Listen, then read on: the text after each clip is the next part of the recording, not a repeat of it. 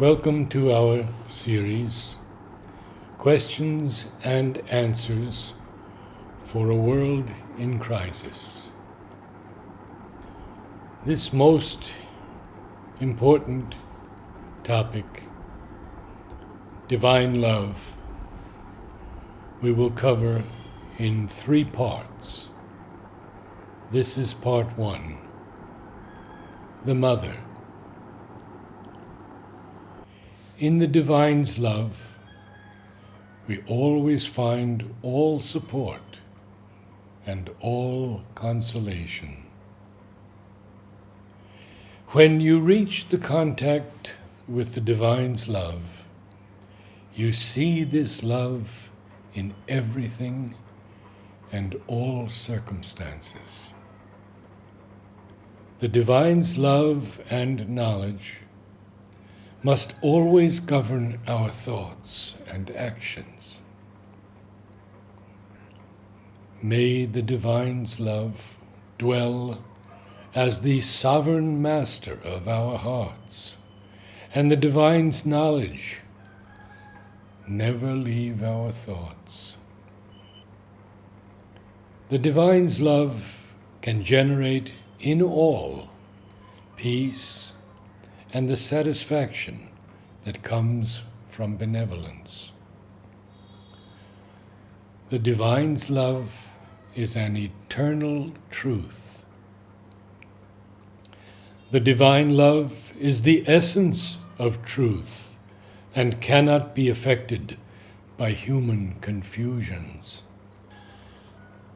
Yesterday morning, I distributed petals of divine love.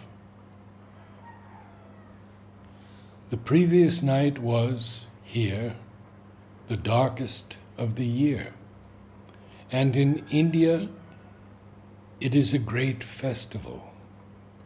Its true significance is that the Divine's love is at the base and core of all manifestation, even where it seems most completely inconscient.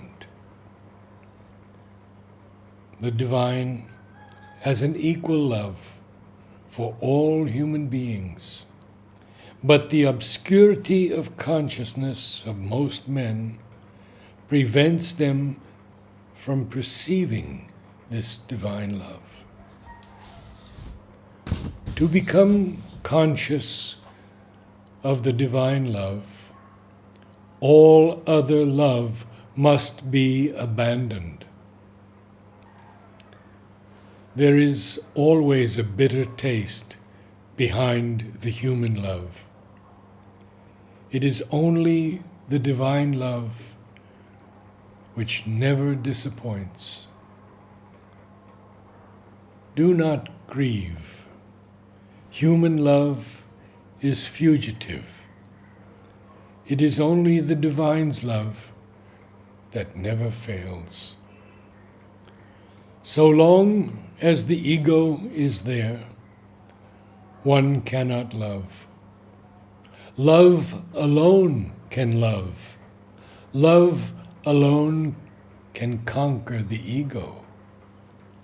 Self-love is the great obstacle. Divine love is the great remedy. One is outwardly alone only if one is closed to the divine love. When one has found divine love, it is the divine that one loves in all beings. There is no longer any division. Once one has found divine love, all other loves, which are nothing but disguises, can lose their deformities and become pure. Then it is the divine that one loves in everyone and everything. There is only one love, the Divine's love. And without that love, there would be no creation. All exists because of that love. And it is when we try to find our own love, which does not exist, that we do not feel the love, the only love, the divine's love, which permeates all existence. Divine love, true love, finds its delight and satisfaction in itself. It has no need to be received and appreciated, nor to be shared. It loves for the sake of loving, as a flower blooms. To feel this love in oneself is to possess an immutable happiness. To manifest the divine love, you must be capable of receiving the divine love.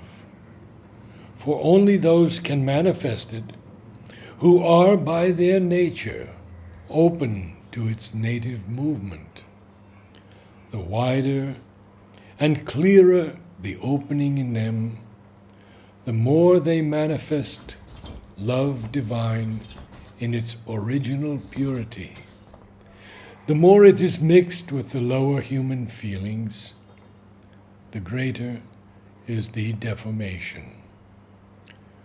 One who is not open to love in its essence and in its truth cannot approach the divine. Even the seekers through knowledge come to a point beyond which, if they want to go farther, they are bound to find themselves entering at the same time into love, and to feel the two as one. Knowledge, the light of the divine union; love, the very heart of knowledge. There is a place in the soul's progress where they meet, and you cannot distinguish one from the other. Among those who have come into this world, seeking to reveal the divine here and transform earthly life, there are some who have manifested the divine love in greater fullness. In some, the purity of the manifestation is so great that they are misunderstood by the whole of humanity, and are even accused of being hard and unloving, although the divine love is there. But it is in them divine and not human, in its form as in its substance.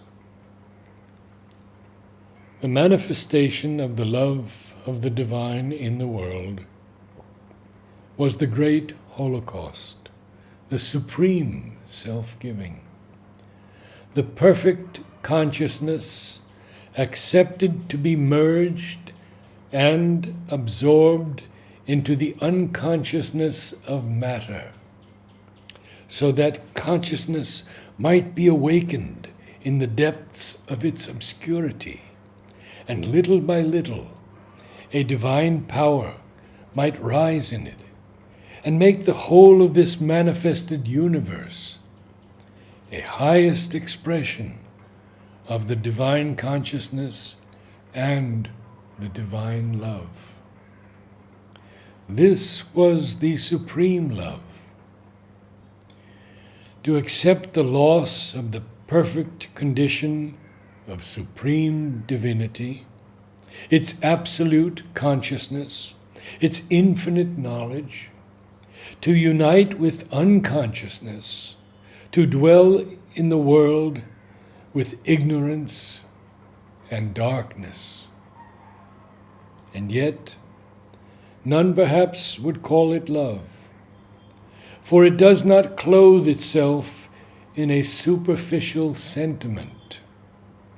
It makes no demand in exchange for what it has done, no show of its sacrifice.